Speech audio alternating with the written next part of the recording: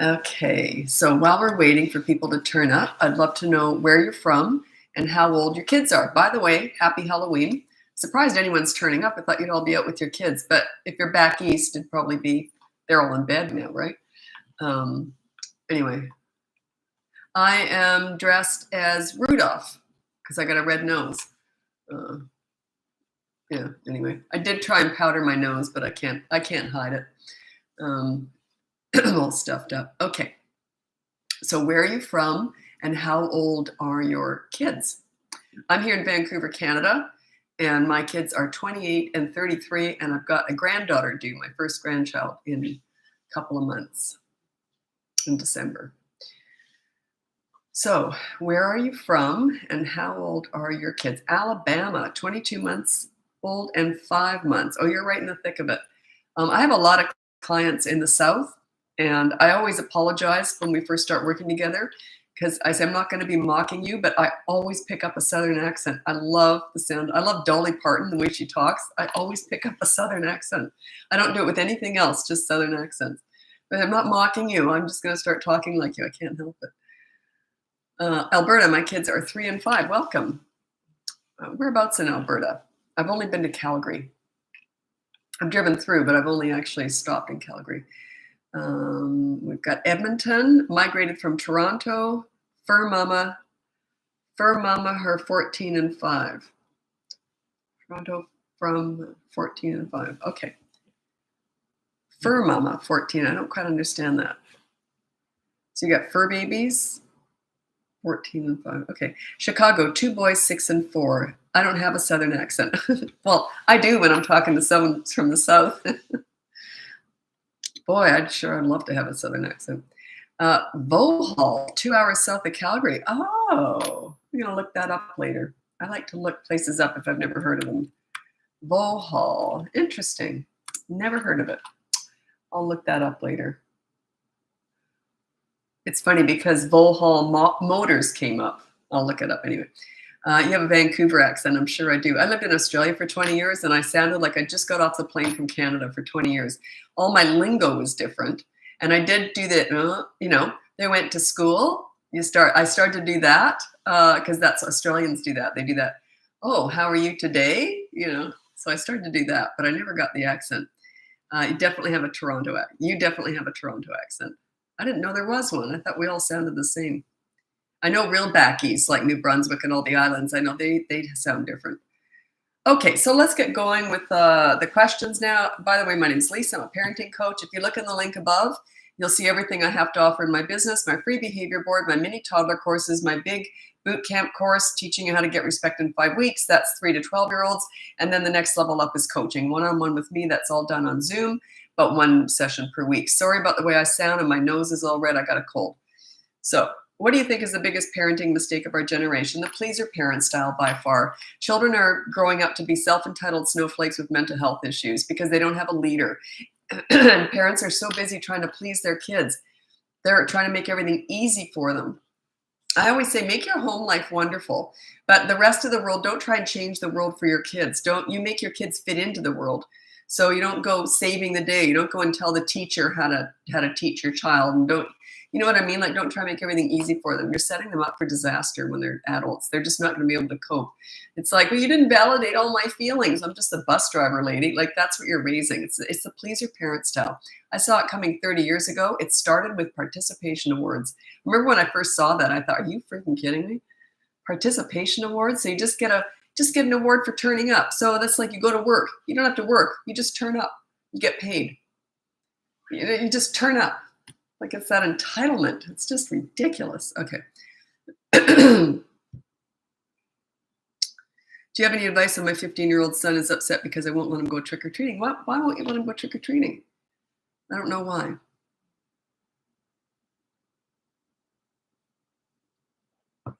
Tough love for sure. I don't actually call it tough love. I call it leadership parenting. You give them a voice. You want them to be able to say how their life goes. But you want them to understand there's rules and consequences. So I used to say to my kids, if your good life is good, if your bad life ain't so good, I'll make sure of that because I'm your mom. So I believe in being accountable. So, and if I ever had to discipline my kids, which was extremely rare, they would apologize to me because they understood it was their choice to not do the right thing. So, yeah. So I don't really actually call it tough love. I call it leadership. When you're a good leader, they want to please you. They look up to you. It's just all so easy. There's no toughness. There's not even any discipline. There's self-disciplining. So yeah, it's not a bad saying. I don't mind the saying tough love, but it's not one I ever use. I don't consider it tough love.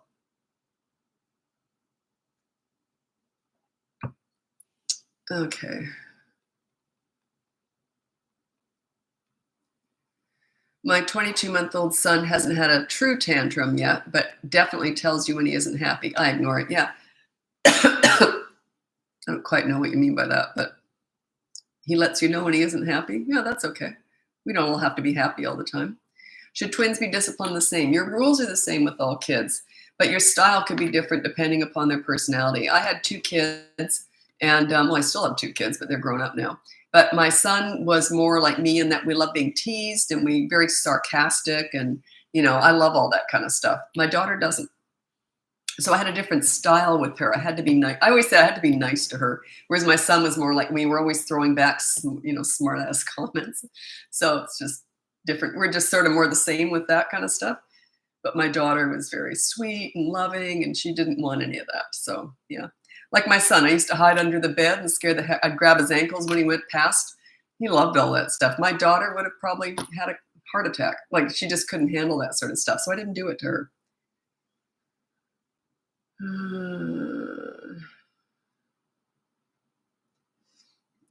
That's a great way to put it. Another name for it. The leadership as opposed to the tough love. That kind of, is that what you're talking about? Sorry, if I have to go, I'll have to go quickly because I might get a coughing spasm attack. You ever get those? Not everyone does. If I get a coughing spasm, it sounds like I'm choking, but I just got a cold.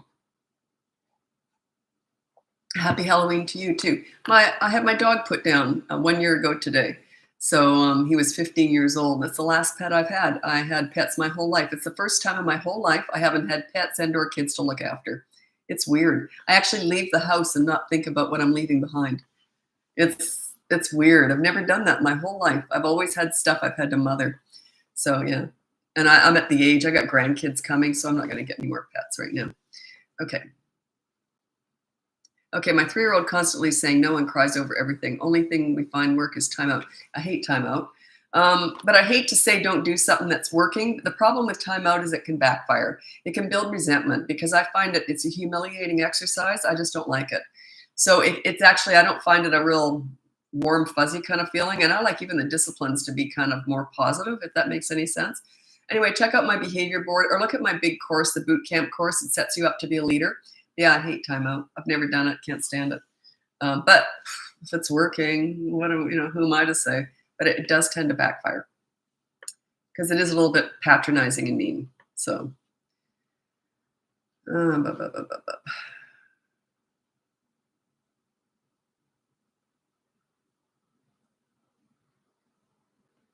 yeah.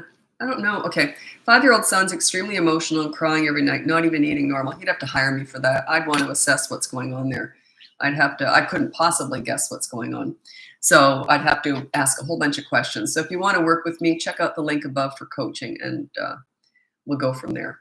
But yeah, I'm sorry to hear that. That's too bad.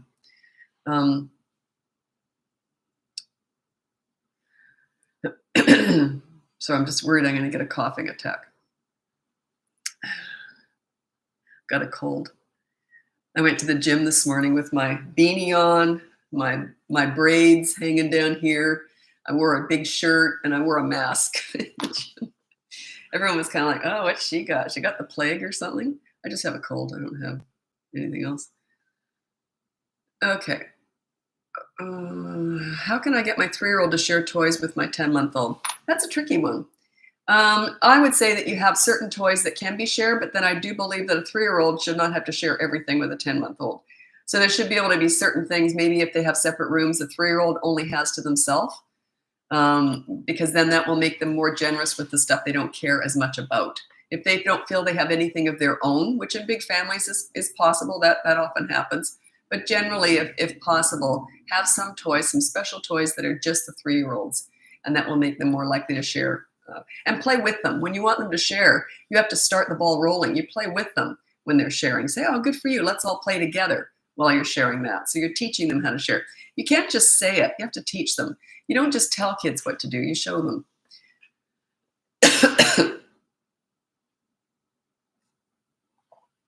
Yeah, my costume is Rudolph tonight. I did put some powder on, but I can see my nose is still red. Okay. Kind of concerned about that 5-year-old not even eating normal. What is going on there? Anyway, if I don't hear from you, good luck with that. But I'd look into do some role playing. If you're not going to hire me, do some role playing, and say let's talk about what bothers you. How about I be the teacher? Just whatever scenario your 5-year-old is in, you be the other person and see what he says, or you be him and you say you be the teacher and talk, try and figure it out. Role playing is really good. It brings out stuff they don't want to talk about. But yeah. By the way, when you're a leader, they tend to tell you everything. That's part of the gold in all this stuff. Is it's not the old-fashioned authority style parent. Leadership is more about bringing out the best in them and making them like themselves and bringing out the best in them. They have a lot of pride, high self-esteem. You're the source of that, so they tend to look up to you and tell you everything. So yeah, right through the teen years.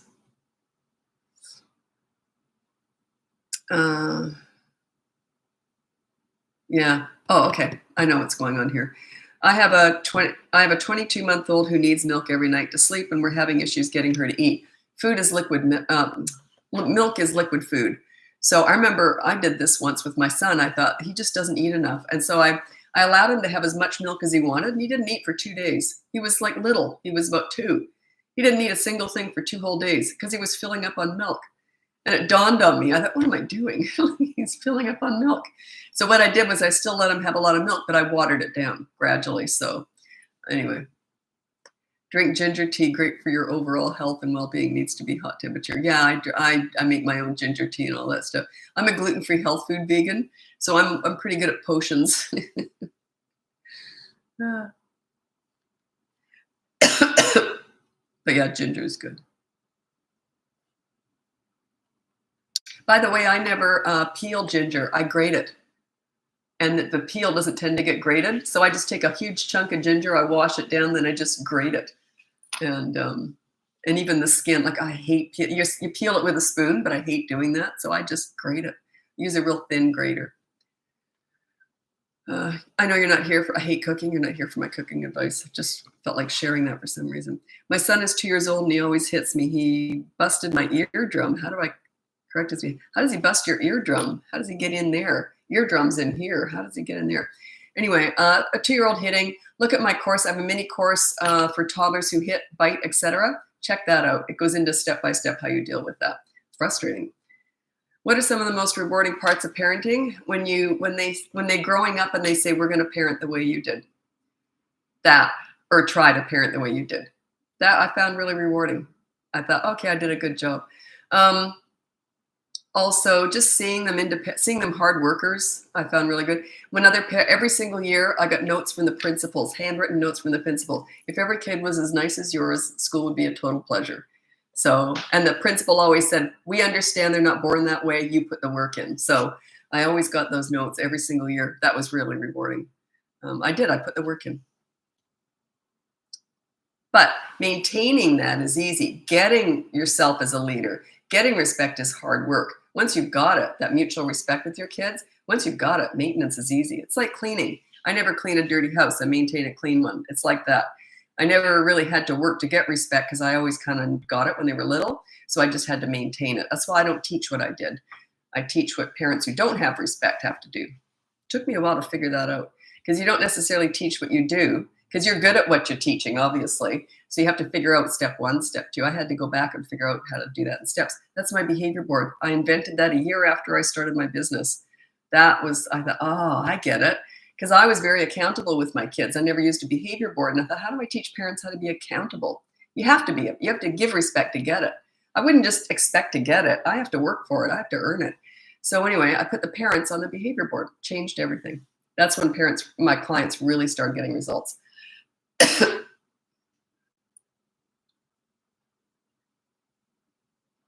I'm looking forward to watching. My son's got a little girl due. It's my first grandchild, and she's due in December. I'm looking forward to seeing my kids be parents. I'm not as excited about the granddaughter, if that makes any sense. I'm more excited about seeing my kids parent. I mean, I'm excited about the kids, the grandchildren, but I'm very excited to watch my son parent. I don't know why. I'll just find that. That's none of my business how he does it. I'm just looking forward to it. And it'll be really heartwarming watching that. Watching him understand how I felt about him. You know, like that'll be the real thing. It's like, now you know how I felt when you were born. Because how could they possibly understand that until they go through it themselves? Not that he had any doubt that he was treasured, but you know what I'm saying. I truly enjoy your content. I always tell parents to watch and listen. Oh, thanks so much for that. You know, I think you're either going to love me or hate me because I'm pretty radical. I just say it like it is. And that's fine. You've got to find someone that makes sense to you. So if I don't make any sense, rather than argue with me, just move on to someone else. I don't get many arguments anymore, but I used to when I first came on here.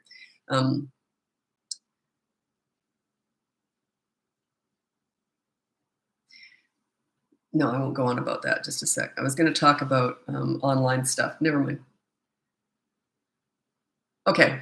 I have a 4-week-old and she can eat 5 ounces and still acts hungry after I do the essentials. Why? I can't answer that because I'm not a doctor. I don't talk about nutrition and how many ounces a 4-week-old should have. I just wouldn't do that. I fed my kids when they were babies. I fed them whenever they wanted.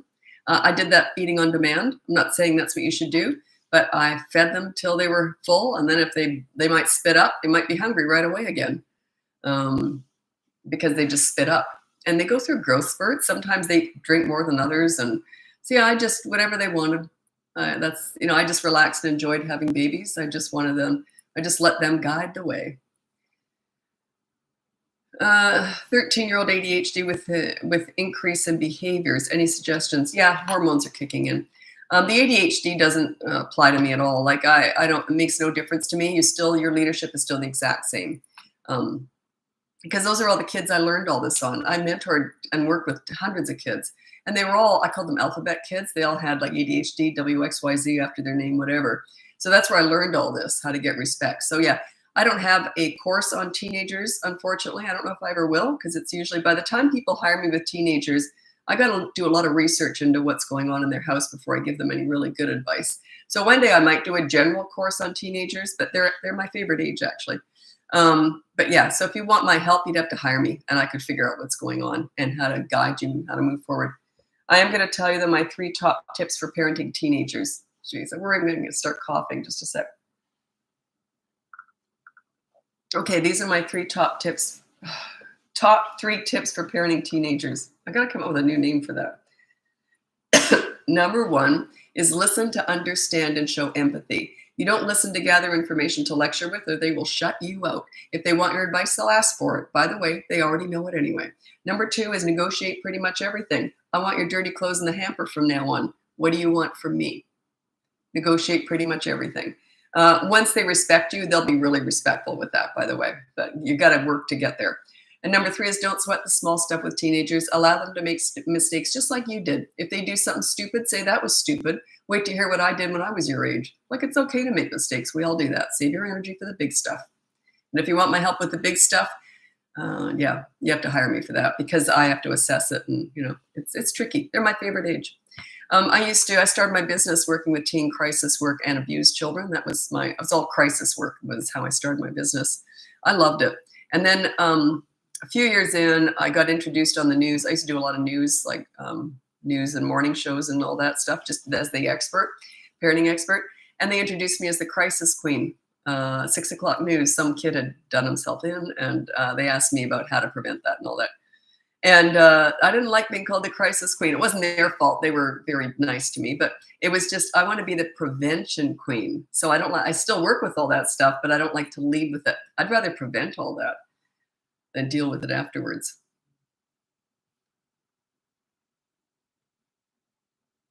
How do I wean my 17-month-old from bottles? He's down to 2 a day for nap in bed and won't drink milk any other way. Does he need to have milk? I don't know. I mean, I'm vegan, so, you know, but I didn't raise my kids that way. But yeah, does he need milk? Not all kids like milk. Once they get off the boob, They often don't want dairy milk. I don't know. I don't know. I'm not a nutritionist, so I can't really answer those questions. I'm very careful about that.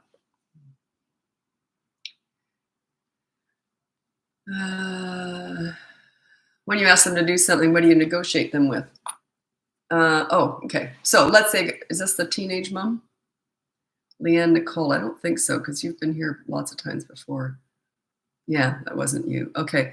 So when you want to ask them to do something, what do you negotiate with? So let's say you put on the behavior board. With teenagers, you call it an accountability chart. And the whole family's on there, so they're not going to argue if you're on there too.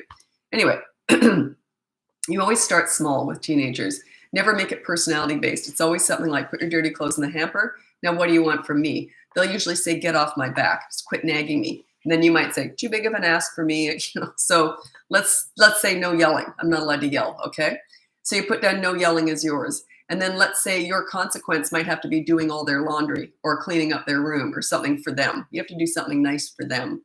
Or you have to be quiet all day. You might have to go a whole day without saying one word as your punishment and their reward. They love that kind of stuff. So yeah, be creative with it. Have fun with it. What's a good consequence for 2- and 3-year-old? Okay, there's no consequences for a 2-year-old. When they're 3, they can go on the behavior board, and there's a rule and a consequence. Pick your battles, pick your rule. If you're doing it without me, like without coaching or without the course, and especially on the course, you read all the course if you're interested. That's the boot camp course, 3 and above. Anyway, check that out. But yeah, make it something you can win. If I'm working with you, I might make it something I know you're not going to win because I know how to use that to our advantage in the next week. And the 2-year-old is consistent corrective actions. They're not about rules and consequences because they are in the moment, right in the moment. So it's consistent corrective actions because they learn through repetition. But a 3-year-old would be something like if they do something naughty, they have to help me with a chore or something. Check out the behavior board. That's completely free. So it's in the link above. Oh my goodness, my voice is going. Oh. 2 boys, 8 and 6. That's a nice age. Okay. Toddler that is very selfish and mean about it. All toddlers are selfish. They don't have any awareness of other human beings until they're 3 years and 9 months old. That's when they go, oh, other people are around too. They have feelings too. The whole world isn't here to serve me. It doesn't mean they're going to have empathy and they're going to be kind and thoughtful, but they have the ability to understand that they're not the only ones in the world. All toddlers are selfish, but they're not all mean. That's something that you want to, if they do something mean, you have consistent corrective actions. They're in the moment. They live in the present moment. They don't live down the road. You can't say to them later on, there's no dessert just because they hit you at 2 p.m. and then at 6 o'clock, they're not going to connect the dots. By the way, I don't like to use dessert when it comes to punishment anyway. Sometimes we have to resort to stuff like that with some families. Depends on how it works in coaching, but I don't generally do that. I'm going to read my top 3 tips for parenting toddlers. Top 5 tips, I mean. It used to be 3, then it was 4, and then it's 5. And I stopped at 5. I haven't gone to 20. Okay, these are my top 5 tips for parenting toddlers. Number 1 is child-proof your home so you never have to say no. Number 2 is get a toy rotation system going so they're never bored. I just did a video on that, I think tonight. Yeah, I did. I just did a video on that tonight, toy rotation system. Number 3 is when you want to connect with your toddler. This is under 3. When you want to connect with your toddler, you enter their world. You play with them, have fun with them. They learn through fun. You connect through fun. They start to look at you different. If you get down on the ground on their level and play, like watch how they play and play with them in their world, they just look at you differently. It's part of the leadership stuff. They start to connect with you in a different way. Number 3 is stop with the mini therapy sessions when you're disciplining, discussing all the big feelings, trying to talk them through all their big feelings, big emotions. That's garbage. I know it's the mini therapy sessions. It's very trendy right now. That's what I'm up against in my business. That's really good for me because it backfires down the road. So I get a lot of business out of that stuff, but I'd rather not, to be honest. I'd rather you just not have to go through all that. But yeah, the mini therapy sessions are useless. They were invented for the mom. They make the mom feel good. But they're not about that. They're about consistent corrective actions in the moment, not about all the discussions and the feelings and the validating and self-regulating, all these terms that are just garbage. Anyway, and stop trying to figure them out. That's number 5. They're not figure-outable. They're brand new, fresh human beings. They're just forming. They haven't formed yet. They've got one marble and some tumbleweed floating around in there. Imagine if you were 2 years old and the first year you were a potato laying on a mattress. Like they haven't got any concept of the world yet. They have no perspective. They don't understand if they bang their head on the floor, they might get a concussion and go to the hospital. They have no concept of any of that yet. So yeah, don't try and figure them out. They're not figure outable.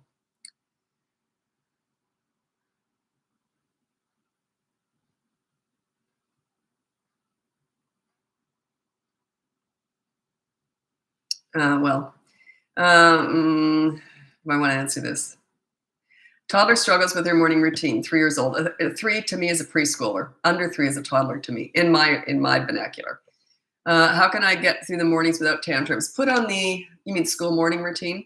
Put on the behavior board, follow school morning routine, and then have a routine written out. And then if she follows it all, she gets it all done, then she can watch her favorite show on the iPad for 10 minutes or something. Have an incentive with that. If she doesn't do that, then there's no TV that night. There's not only no iPad that morning, but then maybe there's no TV that night or something. Anyway, check out the behavior board. It's completely free.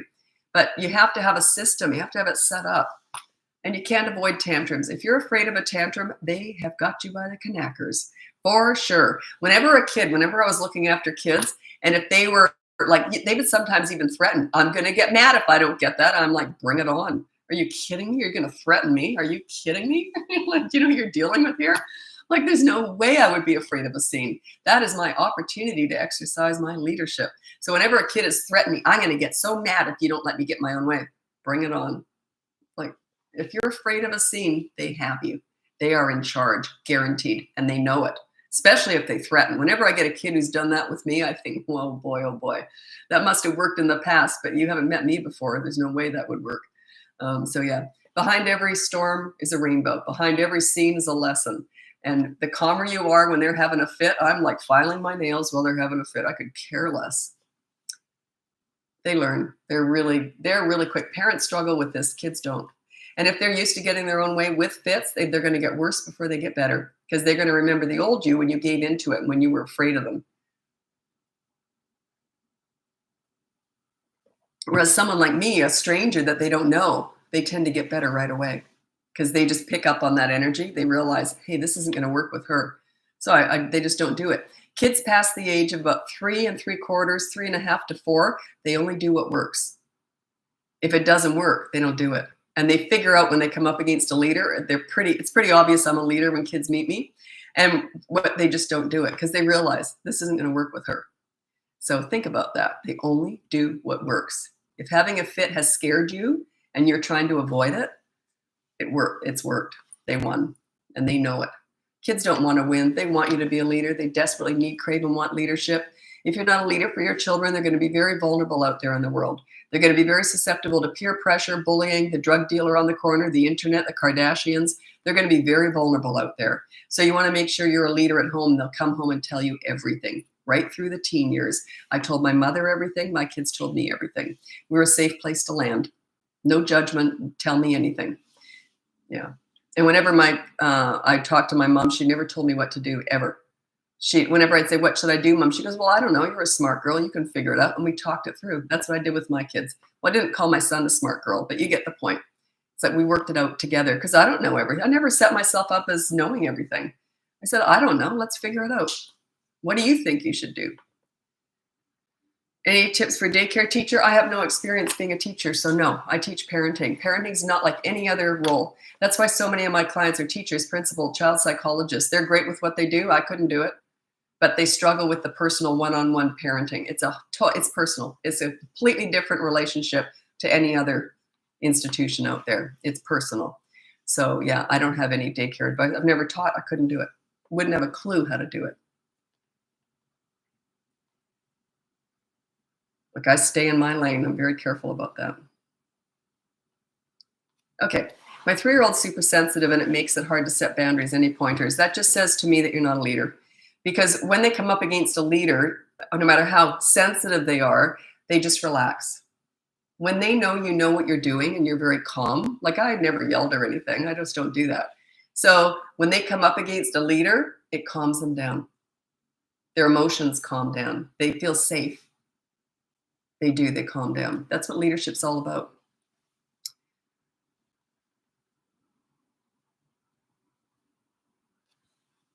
I have no idea what you're talking about, Kathy.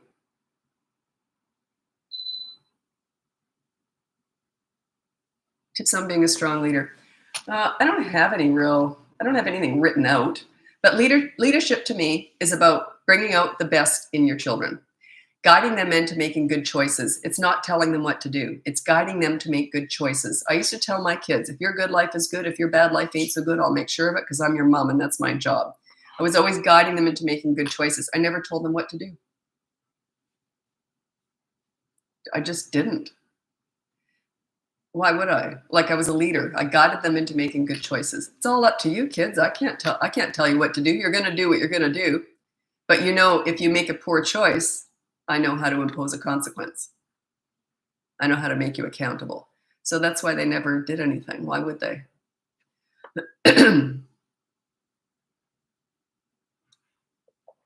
Also, we had a lot of fun. I was a fun, goofy mom.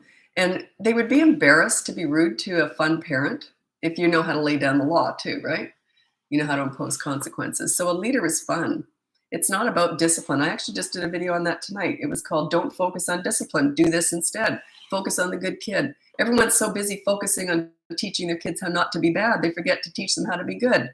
Bring out the best in them. Have fun with them. Bond with them. Connect with them. Be fun. And the more fun you are with your kids, the less likely they are to misbehave. Because I'll tell you something. I used to be the panty monster every time I did laundry, which was every single day. I put the panties on my head and the leg holes were my eye holes, and I'd chase the kids around the house, the panty monster. But if they'd ever acted out or gotten silly and hit something or what, those panties would have come right off. I would have said, we'll do it again tomorrow. That's all I would have said. We'll pick it up tomorrow. And they would have gone, oh, shoot, I messed up. So you see, I took the fun away. Like that. No anger, nothing. Just, we'll pick it up tomorrow. And they'd instantly go, oh, shoot. You see, from the time they were little, they got that. They understood right from wrong. They were really little, and they just understood. Mom's fun. This is a great household. It's a riot. But if we act out, those panties are going to be off her head in a shot. They just connect the dots really quickly. But you got to be consistent. If you're not 100% consistent, it doesn't work. They're going to get confused. But I had tons and tons of experience with kids before I had my own. So I already had all that figured out. Do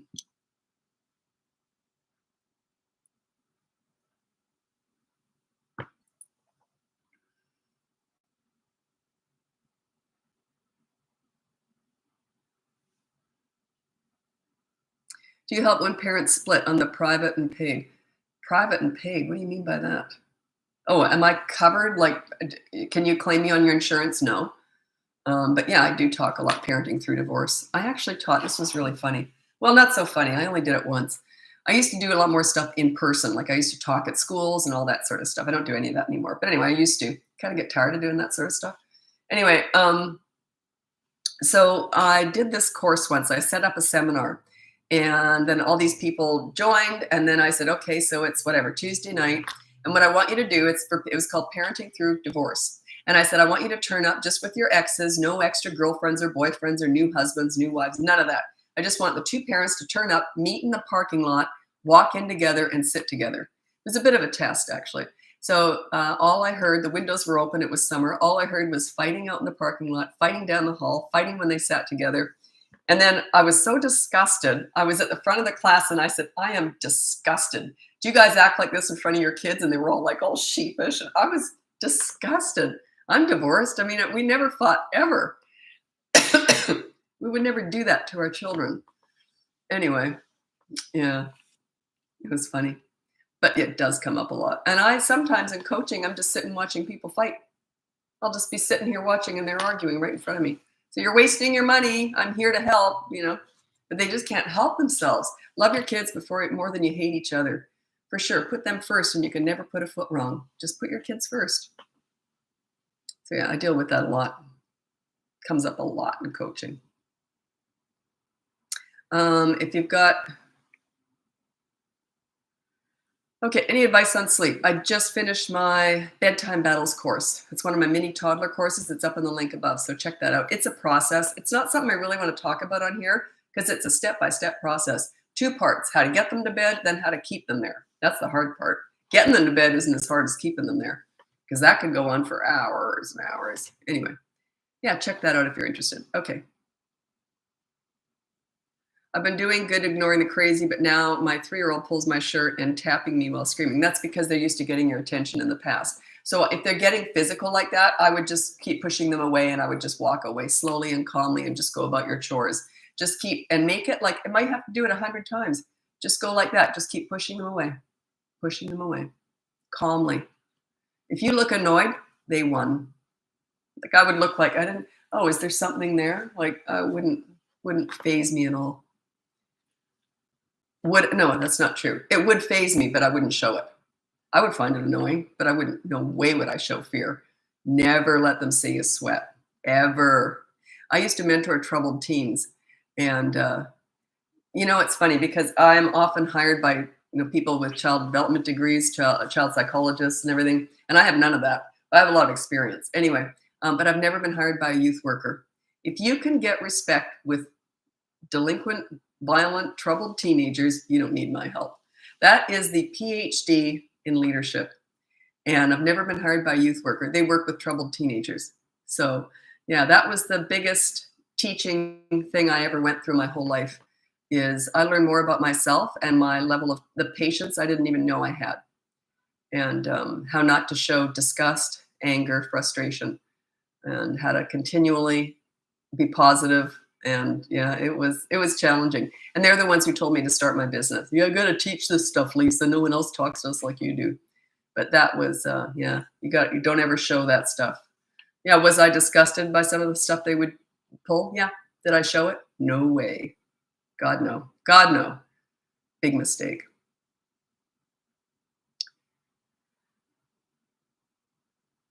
It's so hard to ignore the screaming when I tell him no. Yeah, he's got you by the nuts. Not that you have them, but you know what I'm saying. If you allow that to bother you, don't let him see you sweat. That's your challenge. That is the challenge in this. I've never said it was easy. Getting respect is hard. Maintaining it is easy. Getting it is hard. You got to earn that. You got to work for it. They're not going to hand it to you on a silver platter. But it's worth it. Put in the work, and then you'll see the rewards later. How can I get the free behavior board? I entered my email but never received anything. Yeah, if you look at the bottom of the email that you get after you sign up, it's on the bottom. It's just 2 attachments. One is the instructions. The other one is the sample of what it looks like when it's done. So look, it's just attachments. I often wonder, do people expect a big, huge behavior board to pop up on their screen? Or like, I don't know. I don't know. Like sometimes I think, should I change that and make it look more flashy? But I don't know how to do flashy. So yeah, it's just 2 attachments at the bottom. It's when they confirm your subscription, it'll turn up on the bottom of that email that you get.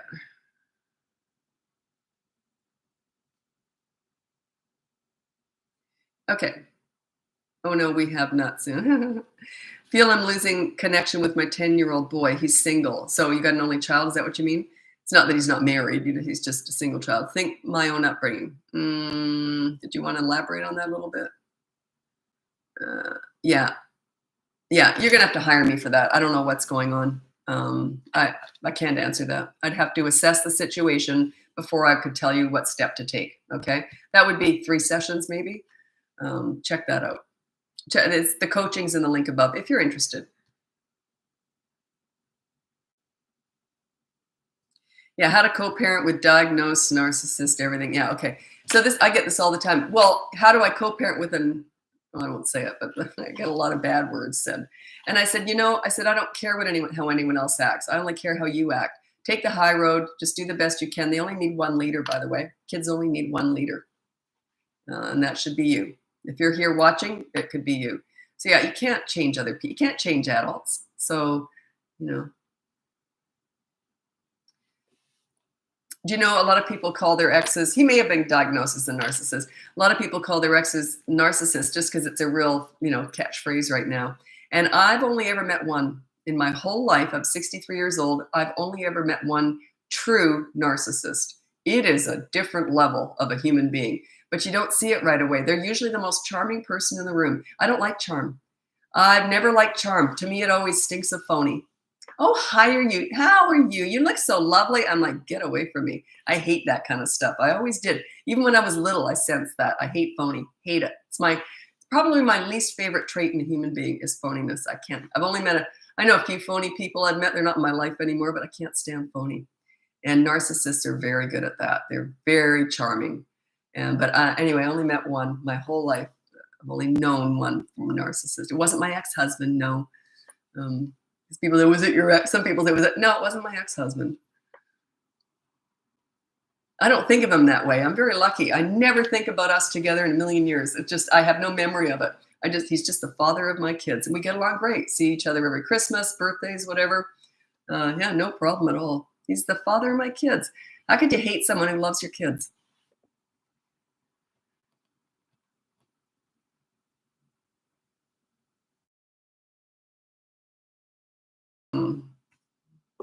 I'll write that down just a sec here.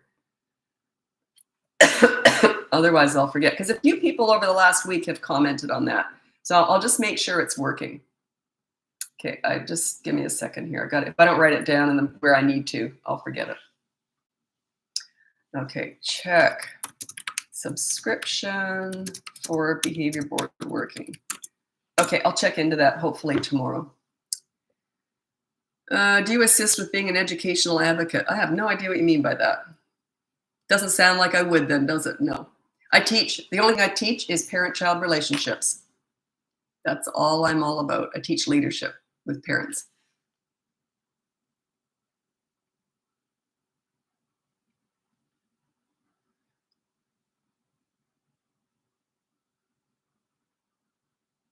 Okay, if you didn't get an email, try signing up again. It might just not have gone through. I don't know what's going on with that. Okay, how to deal with toxic grandma. I cut her. Yeah, okay. I don't really teach how to deal with other people. I teach family, like parents and children. I don't teach you how to deal with your best friend whose kid hits your kid, this and that. It's just kind of out of my wheelhouse. I know what I would do personally, but I don't tend to give that advice. In coaching, I do. I do give my personal view on stuff in coaching. That's because I assess what the parents need to hear. I don't know you. In coaching, I get to know you, and I know probably what I want you to what I want you to hear, what might benefit you, because everyone's different, right? I don't give this thing. Coaching is very different. Oftentimes, I have friends and family who hire me because of their friend, and they talk about the coaching sessions, and they say she didn't tell me that at all. She told me something completely different. So, but that's why coaching, it's very personal. So, but yeah, that's my personal opinion on how I would deal with the toxic grandmother, but I can't tell you that here on social media. I wouldn't do that. Blah, blah, blah. 2-year-old with quadriplegic spastic cerebral palsy who was biting at you. You'd have to hire me for that. That's a specialty. I don't deal with, I've worked with a lot of kids with handicaps, with challenges, but I don't do that on here. I only do that in coaching. So if you want my help, you'd have to hire me for that. That's on coaching in the link above.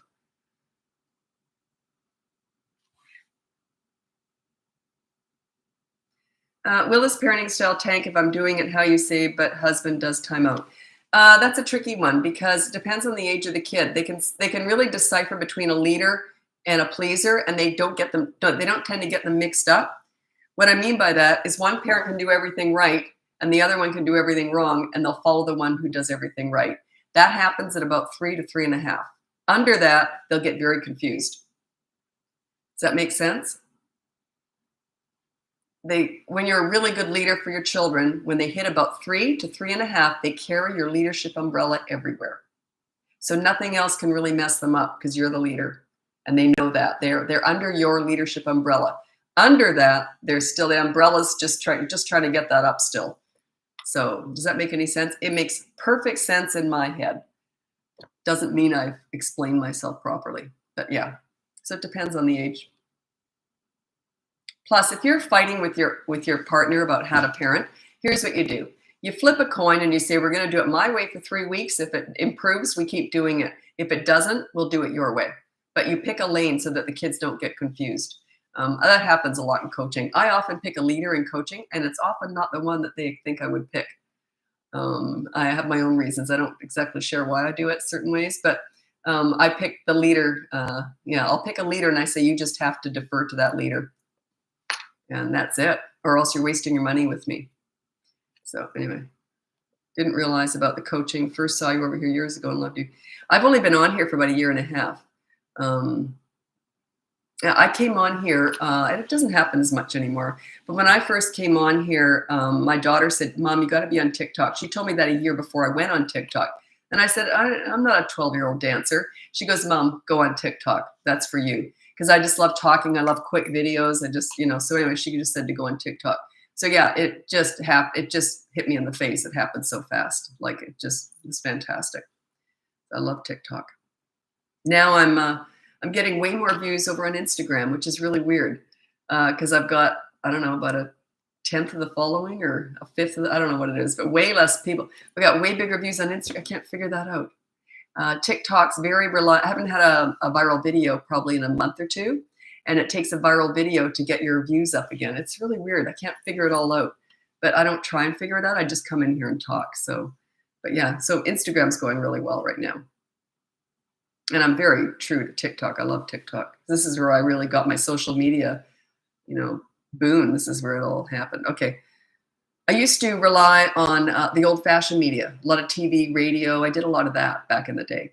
And then word of mouth. A lot of doctors and that would recommend me. So it was mostly word of mouth.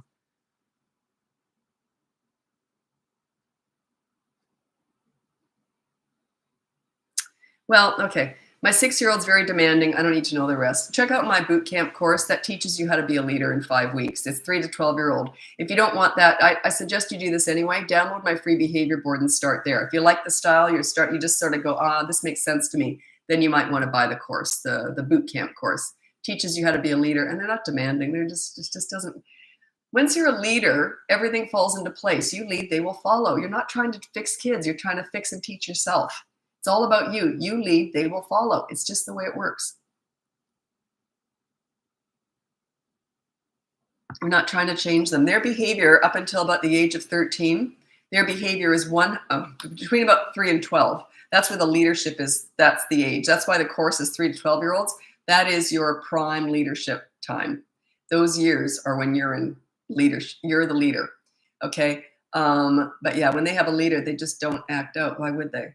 And their behavior is 100% a direct result of your parenting. That's all it is, 100%. Their basic personality, who they are sort of on the inside, is them. They're born with that. They're born with their own tendencies. But their behavior is 100% a direct result of your parenting. So if you're a leader, the behavior is just smooth. It's just easy. They tell you everything. They don't like something, you work stuff out together. They come to you, they don't yell at you, they come to you and say, "Mom, I don't really think that was fair." I would say, "Oh, tell me, what don't you think is fair? Tell me." And they would say, "Oh, I think, that our bedtime is I want to change the bedtime." I go, "Yeah, you're right. Yeah, okay, make it an hour later then, or a half hour later." So they always had a say in how their life went. Should I sign up for classes or private coaching? Okay, here's the thing. A lot of people do both. I didn't they see this coming, but when I just made that course about 2 or 3 months ago, the big boot camp course, a lot of people start that course, then they realize they want coaching in addition. I would say that start with the course, unless you're dealing with something outside of the norm or you're really struggling, then that's coaching. I talk you off the cliff, it's personal, right? So, but if you're just dealing with the standard stuff that you see everyone else dealing with, that would probably just be the course. A lot of people want me to hold their hand through the course too, and that's different. Coaching's my favorite thing to do. I mother all my clients. I love it because they're all younger than me. I'm 63. When I first started my business, I specialized in troubled teens, so a lot of the parents were older than me. It was a little bit more awkward. Yeah, you know what you have to do? I was kind of looking up to someone 20 years older than me, telling them what to do. But now I'm older than all of you guys, so. But I recommend if you're going to do anything, get the behavior board first, check it out. If you like the style on there, then maybe do the course unless you're dealing with something really challenging, or if you just want the one-on-one. But the course is really good. Even if you hire me for coaching, a lot of people say they like to have that course. It's like a reference material. It deals with a whole bunch of stuff, sex education, bullying, stuff that you might not even come up against right now, but it's a nice thing to have in your back pocket for reference down the road. Okay. Any tip? I get asked this all the time. I can't help you with this. Any tips to keep my cool and not show it annoys me? No, I don't know how to help you with that. That's sort of like, I don't want to be unfair about this. If I knew something, I'd tell you. I really don't. It's like going to Weight Watchers and then say, "Can you help me? How do I not put the potato chips in my mouth?" That's kind of your challenge here, is to not eat the potato chips and ice cream when you're trying to lose weight, and to not show your fear and your pain and your frustration when you're parenting and you're trying to be a leader. That is the hard part here. That is the challenge. I never said it was easy, but it's worth it. You should start to see results within about 3 weeks. Does that help? Sometimes I get hired by people and they have a huge list of everything they want me to deal with. And in 1 hour, they'll hire me for one private session. And they'll want all this stuff dealt with. And I said, well, you've had like 14 years to get where you are, and you want in 1 hour for me to fix everything? I said, I'll tell you what, we're going to deal with one thing and one thing only. And that's it. So, but yeah, it's like it one step at a time. But by the third week, you should start, because then you've got 3 behavior boards by the third week. You should start to, it's not even about the kids, it's about you. You should start to feel more confident and calmer. But it's a challenge. Do you recommend daycare? That's a personal choice. I don't do that.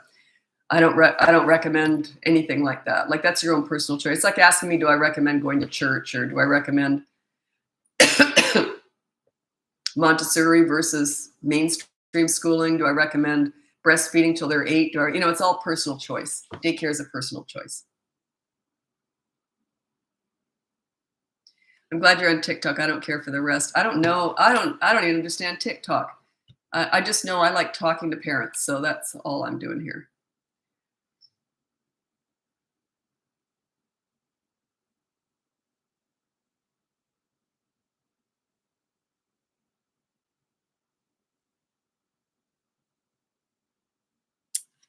I got to get some more water. My throat's really, because I got a cold. Just a sec.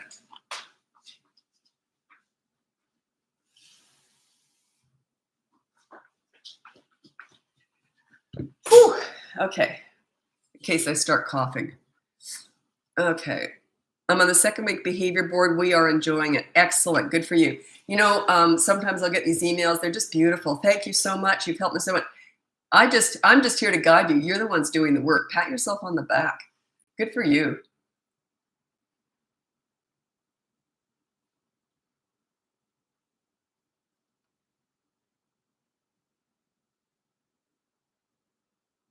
Oh, children with autism, that's only in coaching. That's more of a specialty stuff. I only deal with that in coaching, one-on-one coaching. I can't generalize. The reason is autistic children, they're all so completely different. And it's not just one session. We throw mud at the wall in the first session. I got to figure out what does work, what doesn't work. What have you done in the past? Who else are you working with? What kind of school are they in? What are your personal challenges with autism? And where are they on the spectrum? All that stuff. Then we throw mud at the wall. And then the next session, we see what stuck. What worked, what didn't. It's trial and error. So I can't give you any general advice. You'd be amazed how different it is with each kid. Like, I cannot generalize with autism at all. What works with one, then I'll think, oh, I've got this figured out. I get it, because something will work really well. And then I'll work with another family with an autistic child. Doesn't work at all.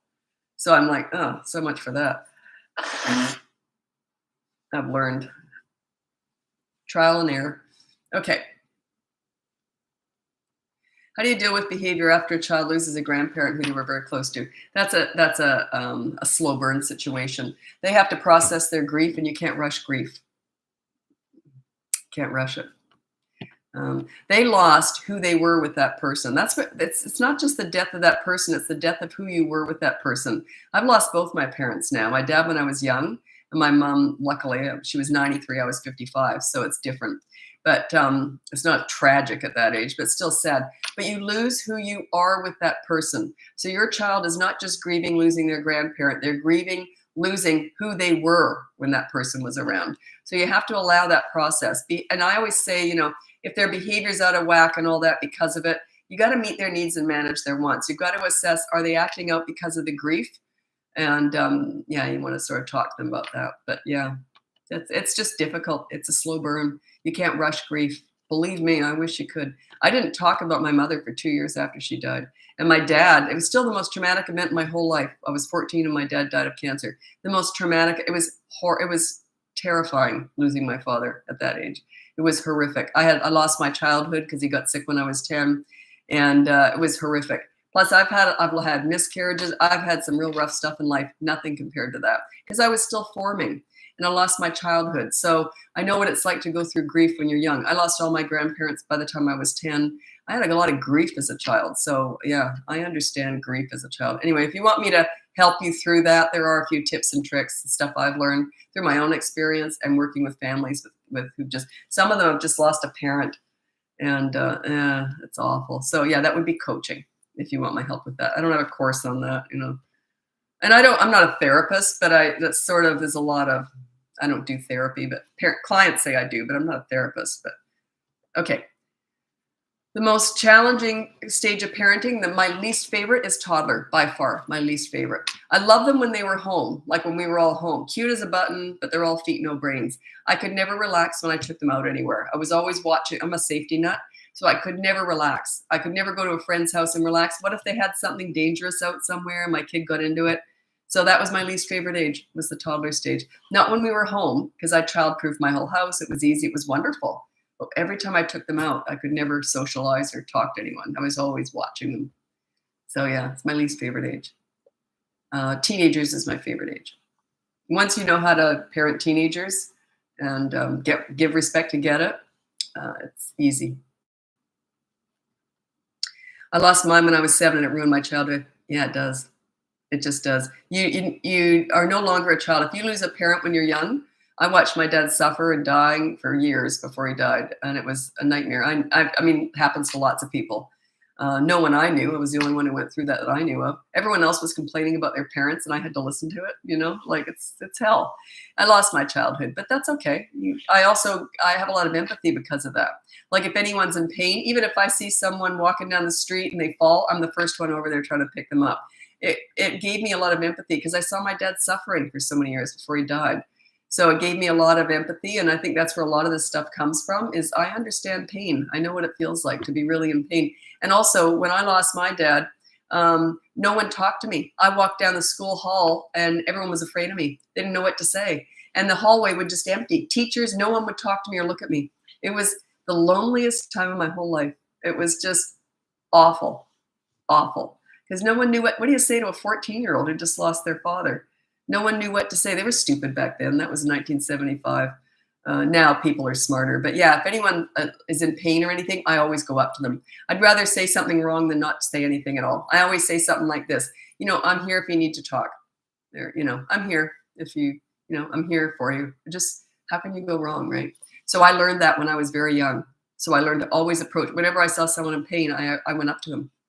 So, made me a better person, but I would rather have been a worse person and not have gone through that, if that makes any sense.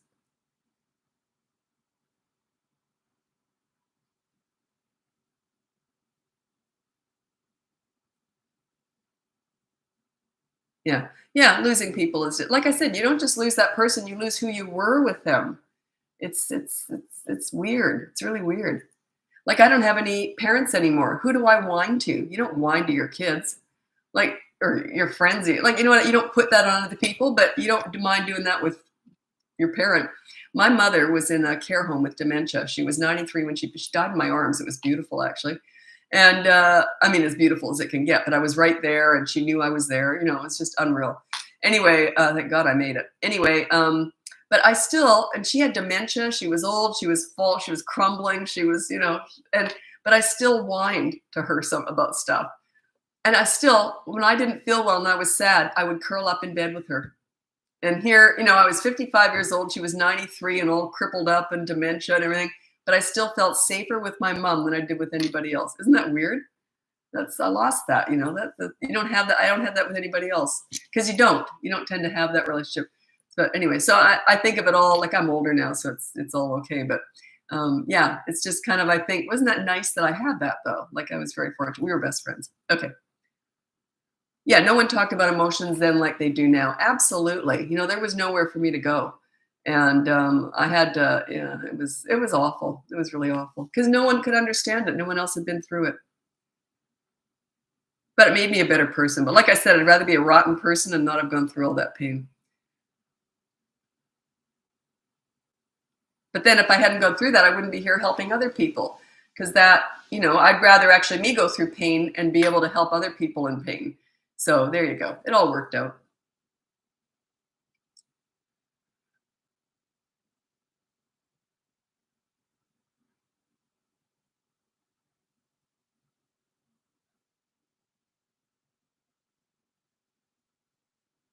Yeah.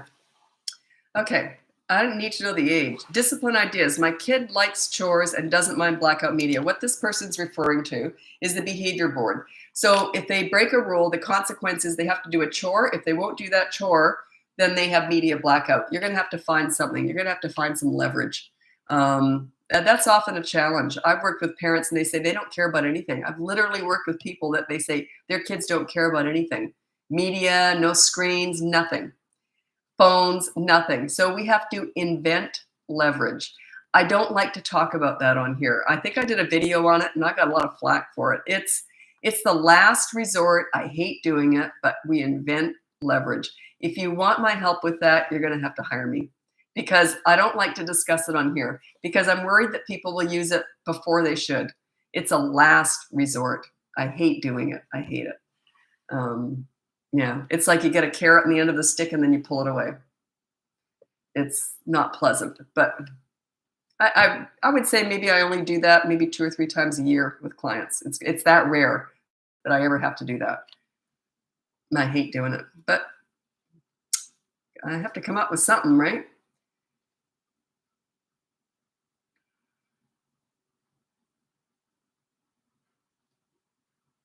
Yeah, okay, good. I've decided to put my 10-year-old in grief counseling to help him since he's not talking much. You know, the best thing to do is to put him where there are other kids in pain. They don't even have to be going through grief. They could be going like abuse or anything, other kids who are going through difficult things. Because I was put into a group when my dad was dying. I was 13. It was too little too late. I was already kind of messed up. But anyway, um, and it was other kids in pain. Most of them came from abusive households. Didn't matter. There were other kids in pain. And I thought, oh, I'm not the only one. So any pain helps, even though it doesn't have to be the exact same pain. Groups where there were other kids that they can relate to was the best medicine I ever got. And I never forgot this. Donna Voigt was her name. She was a social worker that was brought into our school to deal with the kids who were dealing with stuff. And I was dealing with this grief and my dad dying and all that. And then the other kids were dealing with bad home lives and that.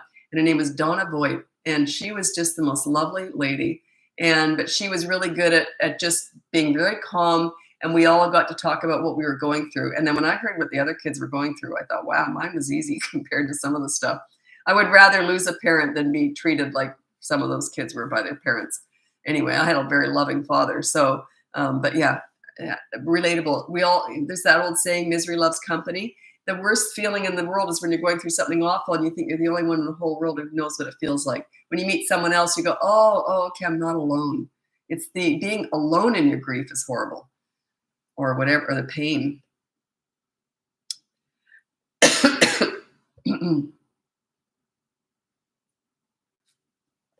Oh my God, my voice lasted. Thank you so much, voice. Anyway, I have to go. I can feel my throat's really bugging me now. Anyway, it's been an hour, so I'm going to get going now. I've got a cold, so anyway, I'm dressed up as Rudolph tonight. So anyway, thanks so much for joining me. If you go on the link above, you can get my free behavior board, or you can get one of my mini toddler courses or my big boot camp course. If you have a 3 to 12-year-old, it's 5 weeks. Check that one out. Or the next level up is hire me for coaching one-on-one. That's done on Zoom, so it doesn't matter where in the world you are. It's all done on Zoom, usually once a week. Anyway, thanks so much for joining me. And this is my only regularly scheduled live on TikTok. Thursday, I do Instagram now. I've got things are going really fast over there now too. So I'm doing Instagram on Thursday nights at 5 p.m. if you want to join me over there. And then I still turn up every day. I'm either on TikTok or Instagram doing lives every day, but I just never know what time. It just depends on my schedule and my voice holding out right now. Anyway, thanks so much and happy parenting. We'll talk again soon. Bye now.